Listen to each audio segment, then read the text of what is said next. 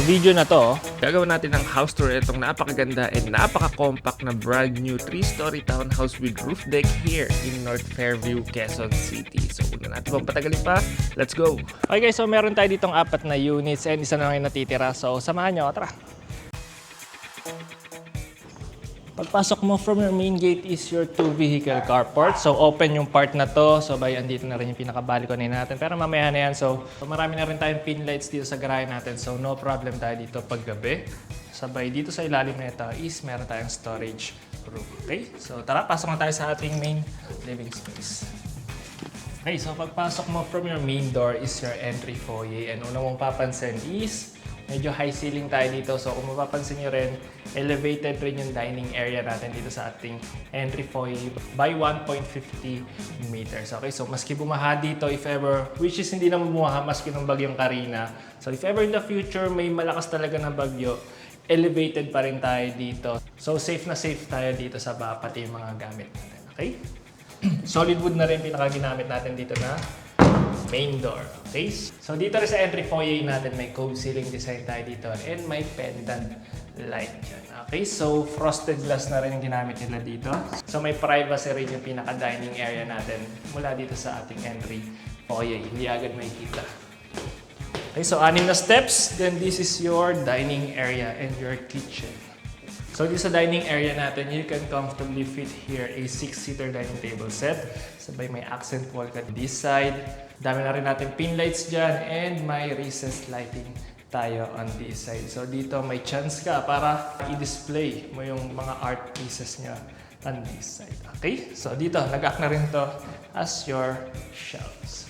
So sa tabi na itong dining area natin is meron tayong single wall layout kitchen. So meron tayo ditong quartz countertop, undermount siya, sabay napakaganda na rin ang faucet natin dyan. Lots of cabinet space and cupboard space. Lahat yan soft close dito sa mga cabinets natin. And dito sa pull out natin.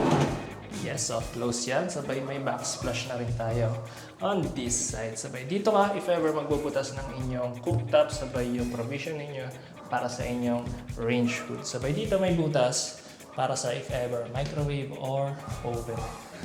Okay, sabay so dito meron ka na rin lagayan ng inyong mga utensils. Ayan. Soft close. Perfect. Sabay dito, lahat pala ng mga ginamit natin dito ng mga windows is soundproof. Tapos meron tayo ditong aluminum na merong wood finish design. Okay, sabay sa likod nito is yung ating service area. Tara, baliktad. Dito pala. So, dito yung ating service area. This could be your dirty kitchen. Sabay yung laundry area is dito na rin. May built-in sink tayo and dito na rin nakalagay yung ating pressure tank. Okay, sabay may water tank tayo dun sa ating roof deck. Covered na rin tayo dito. So, and if ever, open rin to. So maski magluto ka rito, hindi kulog. Okay? So, tara, balik tayo. May dalawa pa ditong pinto actually. So, dito, this could be your staff quarters or storage room. So you have this much space. May sliding window ka dito which opens up dun sa ating service area. So sakto lang rin yung space. Kasya-kasya dito ang single size na bed. Okay, sabay sa tabi nito is yung ating guest toilet and bath. Yes! Guest toilet and bath to. Meron tayo shower. May heater na rin sabay. Vessel sink dito sa ating floating vanity cabinet. Yan. So, kulang na lang dito is shower enclosure. And also, meron kang exhaust fan. So, floor to ceiling na rin yung mga tiles natin dito. Okay, tara. Mas basa. So, gandang-ganda ako dito sa accent wall natin dito sa ating dining area. So, combination siya dito. May mirror siya dito na payat. So, meron na rin tayo ditong wood finish na panel board. Pati ito. Tapos, partneran pa netong recessed lighting natin on this side. Okay, so perfect na perfect. So again, you can comfortably fit here a 6-seater na dining table set. And then on this side is yung ating living area. Okay, so you have this much space. Meron kang sariling access papunta dito sa inyong balcony. Sabay may mga directional lights ka na rin. Lots of pin lights. Sabay may recessed ceiling ka on this side. And ayan, ito yung ating pinaka-media wall. May wall-mounted na TV rack na rin tayo dito with cabinets. Ayan, so ang ganda ng design. Sabay on this side naman is yung inyong magiging position ng inyong sofa set.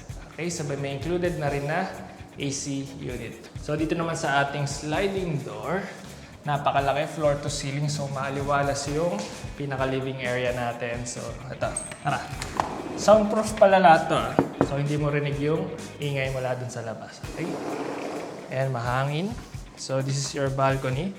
And tempered glass. And meron tayo dito solid wood. Ayan. Okay. Sabay yung ceiling natin dito is merong PVC paneling. Okay. Tara. So ito yung ating AC unit. Ayan. So akit na tayo dito sa ating third floor. So sa third floor natin, meron ka ditong 2 bedroom. Actually, 3 bedrooms. Pero meron ka ditong isang common toilet and bathroom. Ito. So mag-share yung 2 bedroom dito sa ating toilet and bath. So meron ka ditong wall-mounted na vanity cabinet with vessel sink. And may shower enclosure ka na rin on this side. Sabay may mga shadow gaps na rin tayo sa ating ceiling. And dito sa side na to, yung ating pinaka-toilet. Sabay dito yung ating shower area. Ayan. Sakto na rin. Okay. So tara, dito tayo sa ating 2 bedrooms. So this is our bedroom number 1. Ayan. So maluwag na rin. So kasyang-kasya dito ang single size na bed. Hindi ka na rin pala dahil meron ka rin dito ang setup window sabay yung spot para sa ating AC unit na window type. Dami na rin pin lights and dito if ever pwede mo pang palitan to na modern ceiling lamp. Okay. Next up is yung ating bedroom number 2. Ayan, so ito medyo maliit pero goods na rin, sakto na rin. Kasyang-kasya for a single bed sabay dito na yung magiging table set niya on this side. So may sliding window ka na rin dito na soundproof rin. And meron na rin wood finish na rin. Ayan. High quality material na ginamit. Okay, so tara. So okay na tayo dito sa ating master bedroom. Pero yung dito pala sa hallway natin may mga shadow gaps pa rin yung ceiling natin. Sabay dikit-dikit yung pin lights so maliwalas dito. Okay. So behind this door is your master bedroom with its own ensuite toilet and bath. Ayan. So ayan, kala mo maliit pero ayan. Dito yung inyong toilet at yung shower area. Sabay yung sink natin na wall-mounted with vanity, wall-mounted na vanity cabinet. Okay. So ito, so yung shower area natin is meron shower enclosure.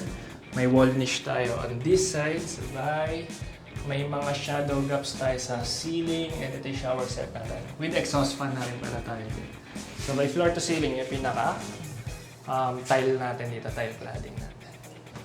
Okay, so here, this is your master bedroom. So you have this much space. So I don't know kung dito yung magiging headboard ninyo or on this side. So depende sa inyo yan. So maglalagay ka pa kasi ng cabinets dito. So it will depend on nyo kung saan nyo ilalagay yung cabinets ninyo. Okay? So dito, you have a almost floor to ceiling na sliding window. Napakalaki niyan. So maliwalas at mahangin kapag binuksan nyo yan. Soundproof na rin to. Sabay may planter box ka on this side. Hindi ka maglagay dyan ng mga plants na nakalaylay pa. Para mas magkaroon pa ng design yung pinaka-facade natin. Sabay yung flooring natin is meron tayong wood-like tile finish na may glossy design. Okay, sabay meron na rin included na AC unit. So meron tayong AC unit dito sa ating living area and dito sa ating master bedroom. Okay, tara! So yung pinaka-last natin is yung ating roof deck. So yung ceiling natin dito is may cove ceiling design and may drop lights tayo on this side. Okay, so may PVC paneling tayo, lots of pin lights na rin. And ayan, pag binuksan mo, mahangin dito.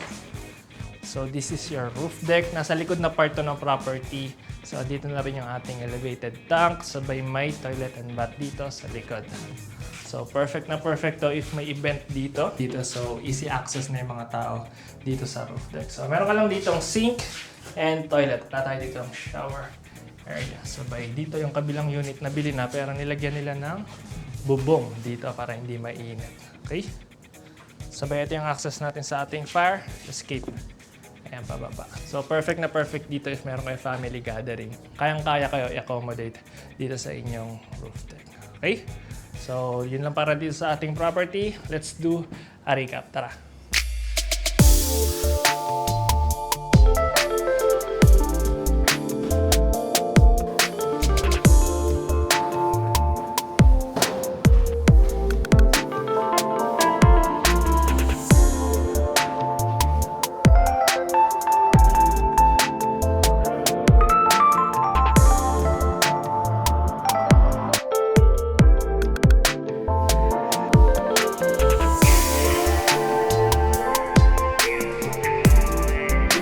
Okay guys, so let's do a recap. So meron tayo dito 75 square meters of lot area and 172 square meters of floor area.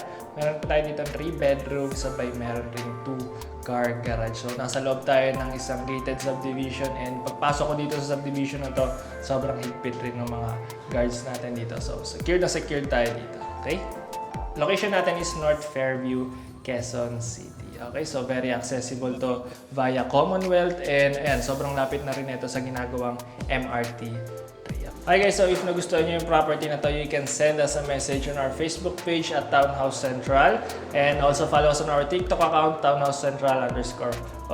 Okay, so my name is Jello and that's it for today. See you on the next one. Bye-bye.